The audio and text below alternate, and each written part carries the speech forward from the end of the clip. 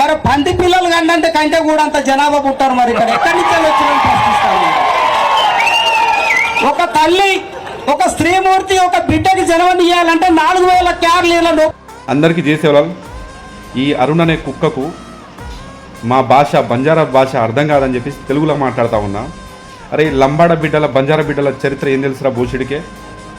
కలియుగం నాటి తిరుమల వెంకన్న 7 కొండల సాక్షిగా అక్కడ హతిరాం బాబా మఠం ఉందిరా. ఇక్కడ మూలవాసులం మేము.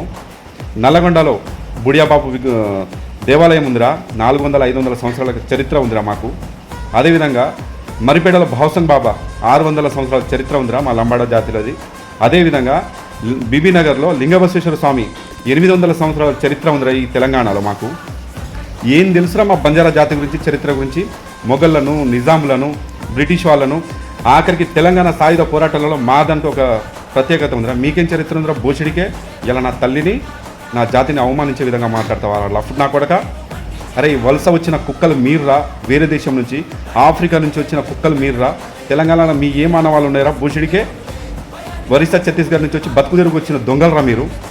100%లో 30% మీరున్నా 70% మేమున్నా కూడా సమాన వాట ఇచ్చినాంరా. ఏ ఒక్క రోజు ఆదివాసీ బిడ్డలను మేము అవమానించలేదు, మీ తల్లిని అవమానించలేదురా భూషుడికే.